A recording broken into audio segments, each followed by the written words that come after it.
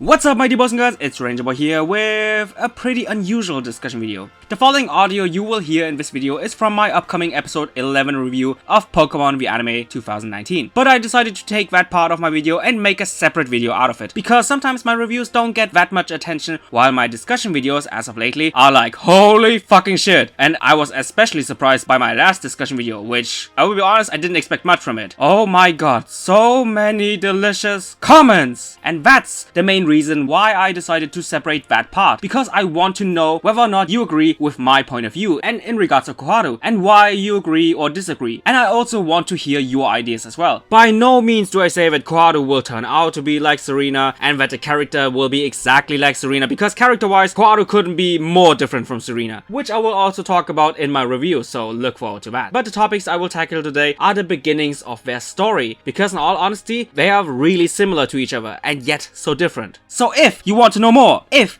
you want to know my opinion, then grab some popcorn, grab some cookies, and let's do this. During her class, every student was supposed to tell their teacher about their plans in the future and what kind of job they want to do. But as soon as it was Koharu's turn, everyone in the classroom was all like, she's gonna follow her dad's footsteps. Of course, she will be a Pokemon professor. Of course, she is a good battler. And of course, she has tons of Pokemon and she loves Pokemon. Even though our Pokegirl isn't even sure what she's aiming for in life, or if she even likes Pokemon. And after her mom came along to bring her lunch, she openly states how much she disliked being put in a shelf without even thinking about what she wants. The people automatically assume that because your parent is this job, that you as the daughter also automatically have to do the same job, which really reminded me a lot of SERENA and her situation back then with her mom. But I will go into detail about both situations later on. We also find out that her mom is an illustrator, but in the past she wanted to become a manga artist. But at one point she realized that she should just give up on being a manga artist until she met her future husband Sakuragi, who really enjoyed her having fun while drawing, and that she shouldn't give up on that. Although she technically gave up on being a manga artist and instead became an illustrator, she still feels the same fun and love she had back then with her old aspiration. And that's essentially what she wants to teach her daughter, that plans can change and that you can't really fixate yourself on just one goal from the very beginning. Did I mention that Koharu's story really reminded me of SERENA? We have to talk about Koharu's goal and the striking similarities she has in that regard with SERENA. Both of them are very indecisive at the beginning of their story. Both also haven't decided yet of what she wants to do in the future, and both have been put into a certain shelf by people who expect them to do one career and one career alone, and solely because their parents have that career. But the major twist in all this, and therefore the major difference between SERENA and Koharu, is by who they have been judged by. In case of SERENA, it was her own mother expecting her to follow her career as a Pokemon racer, while her environment, aka the XY gang and other characters involved in SERENA's story, supported her to go for what she really wants. But in this case, Koharu's story is the direct opposite. In her case, it's the environment, it's the outside people who expect her to be like her parents, while the actual parents support her and even suggest her to take her time, that plans can change, and that she should decide herself. Remember back then with SERENA and her mom? Her mom was constantly reminding her about her poke race training, that she shouldn't slack off, and that Grace expected from her own daughter to be a great racer one day. The beginnings of Koharu and SERENA are very similar, if not identical to each other, but the conditions are totally different. But even with that, the potential I see with Koharu, thanks to this episode, is the same potential I saw with SERENA back then. Sure, in Sun and Moon we had Lily, and overall her story was really solid, but everything she did was kinda predictable. From the very start we knew that she would overcome her fear of touching Chiron and later on touching Pokemon. We knew that she will overcome her fear for heights, which is still a strange episode to me, especially since just a few episodes before she flew on a freaking Solgaleo many meters above the sky, which doesn't really seem to be that high, but it sure is higher than flying off a goddamn small ramp of snow, and as a result of that,